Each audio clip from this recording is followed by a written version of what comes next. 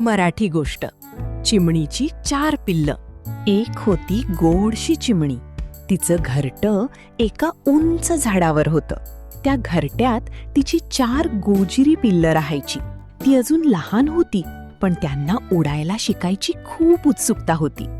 एके दिवशी सकाळी सूर्याच्या कोवळ्या किरणांनी सगळं आकाश उजळून निघालं होतं. चिमणीने आपल्या पिल्लांना हळूच म्हटलं, आज तुम्ही सगळे उडायला शिकणार आहात, पण लक्षात ठेवा, एकत्र राहा आणि काळजी घ्या. 4ही पिल्लांनी आपले छोटे छोटे पंख पसरले आणि घरट्याबाहेर उडायला सुरुवात केली. सुरुवातीला त्यांना थोडी भीती वाटली, पण मग हळूहळू त्यांना मजा येऊ लागली.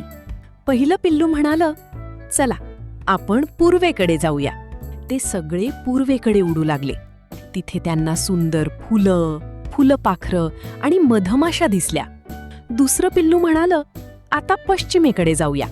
ते तिकडे गेले तर मोठे डोंगर आणि वाहणाऱ्या नद्या दिसल्या. तिसरं पिल्लू म्हणालं, चला आता उत्तर दिशेला जाऊया.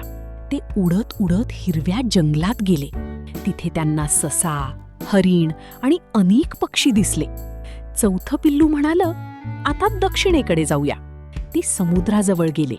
तिथे त्यांना लाटा, मासे आणि थंड वारा अनुभवायला मिळाला. दिवसभर ते सगळे फिरले, खेळले आणि खूप काही नवीन पाहिलं. पण संध्याकाळ झाली तशी त्यांना थोडा थकवा जाणवू लागला आणि आईची आठवण येऊ लागली. पहिलं पिल्लू म्हणालं, आपण कितीही फिरलो तरी पण घरासारखं सुख कुठेच नाही. सगळ्यांनी मान हलवली आणि ते परत आपल्या घरट्याकडे उडाले.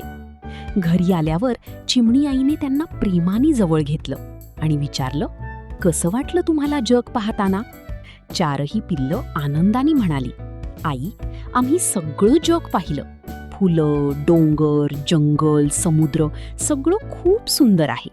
पण आपलं घरच सर्वात सुंदर आणि आपुलकीचं आहे.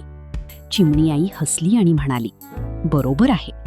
जग कितीही मोठे असले तरी आपल्या घरचे सुख आणि माया कुठेच मिळत नाही. त्या दिवसापासून 4ही पिल्लं रोज नवनवीन गोष्टी शिकू लागली आणि दूर दूर फिरत राहिली. पण त्यांना नेहमी वाटायचे, हजारो ठिकाणे पाहिली तरी मनाला भावते ते आपलेच घर.